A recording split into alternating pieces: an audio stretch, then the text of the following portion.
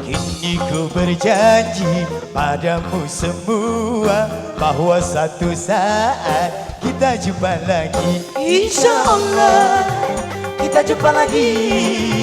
Insya Allah kita jumpa lagi. Janjiku padamu akan ku tepati kalau saja ada izin Tuhan nanti. Insya Allah kita jumpa lagi. Insya Allah kita jumpa lagi. Yo yo yo yo.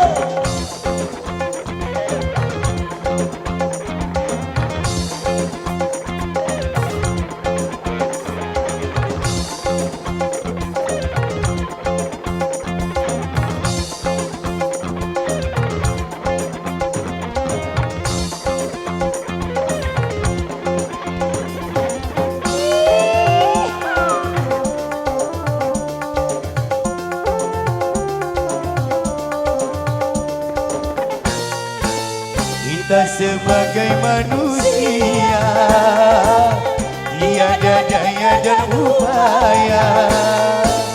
Manusia cuma berencana, Tuhanlah yang menentukannya.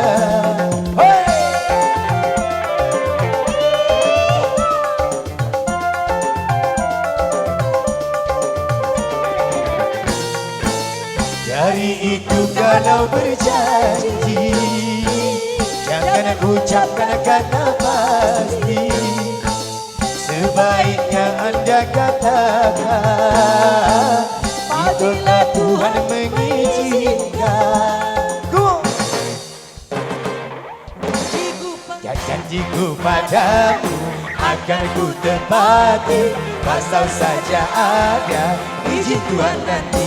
Insya Allah kita jumpa lagi. Insya Allah kita jumpa lagi. Yo.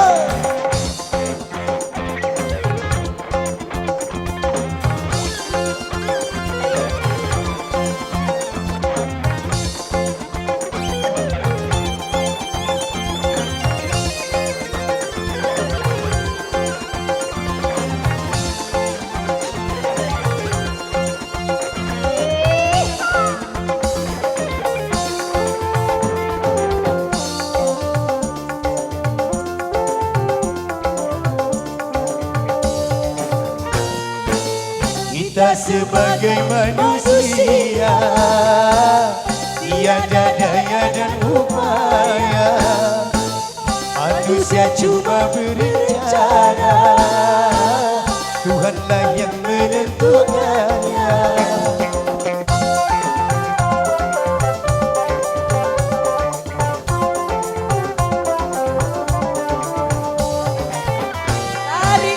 Dari itu kalau berjanji jangan ucapkan kata pasti.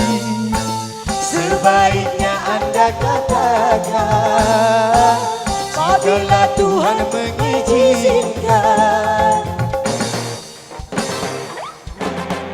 Kini ku berjanji padamu semua bahwa suatu saat kita jumpa lagi. Insya Allah kita jumpa lagi.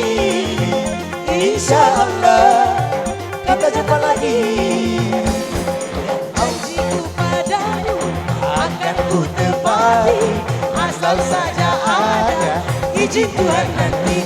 Insya Allah kita jumpa lagi. Insya Allah kita datang lagi. Insya Allah kita jumpa lagi. Insya Allah kita datang lagi. Oke, dengan panggilan lagu Insya Allah tadi, maka beliau ucapan kita pada malam hari ini. Seluruh kru dari MBA Sound mengucapkan wabillahi taufiq wal hidayah. Assalamualaikum warahmatullahi wabarakatuh. Bapak Rokan.